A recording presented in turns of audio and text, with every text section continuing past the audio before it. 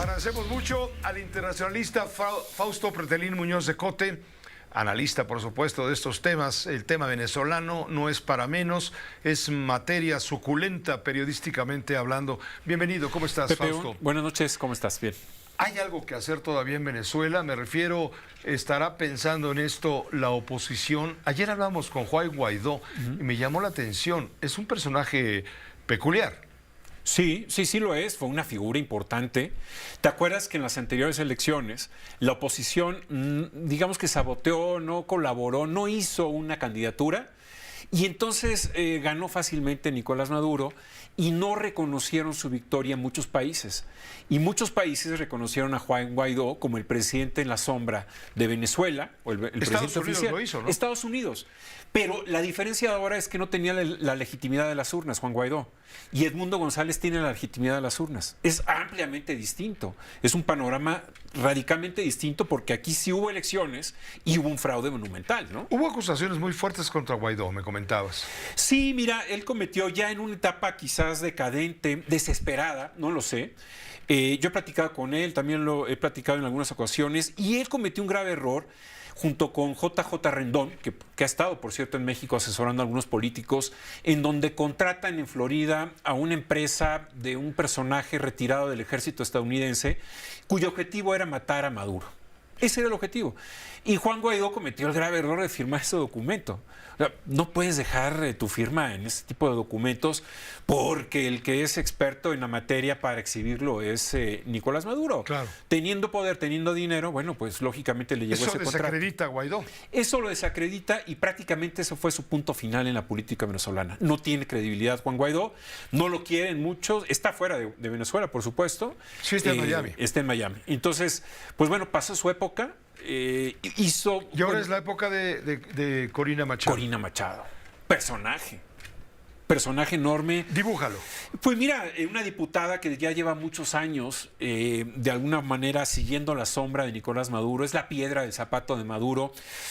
Le incomoda a Nicolás Maduro, la ha inhabilitado cuantas veces sea necesario. La primera de ellos creo que fue en el 2015, cuando no quiso que entrara como diputada en aquellas elecciones libres que sí hubo y ganó la oposición la mayoría. Ahí fue el primer rifirrafe contra Nicolás Maduro y ella no pudo entrar como diputada. Antes sí lo hizo. La tacha o la criticaba de ser ultraderecha, ¿no? Muy radical.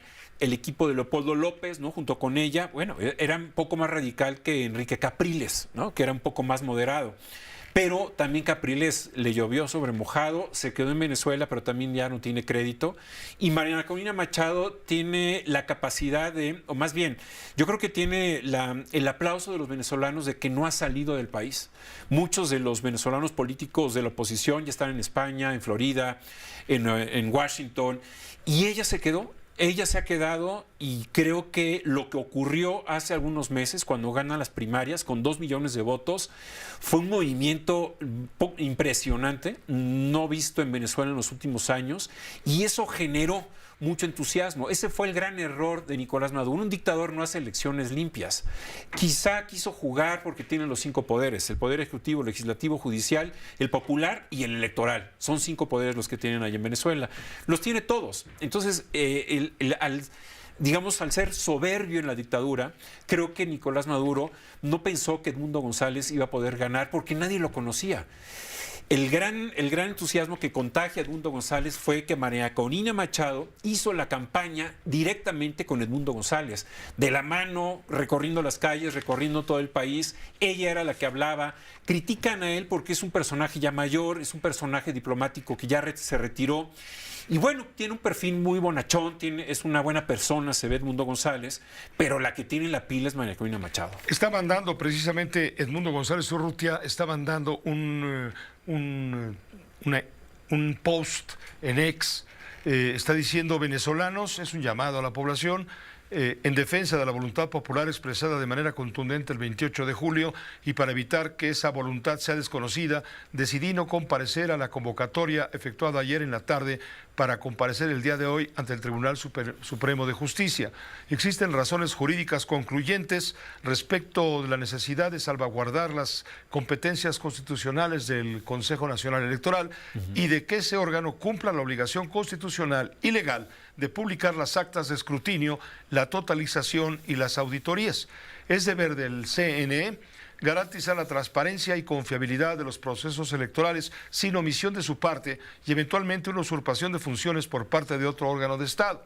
Busquemos soluciones y no el agravamiento de los problemas. Estamos dispuestos a buscar espacios de diálogo y entendimiento. Me mantendré firme en el propósito de que respete la voluntad del pueblo que ya se expresó el 28 de junio. Edmundo, presidente de todos.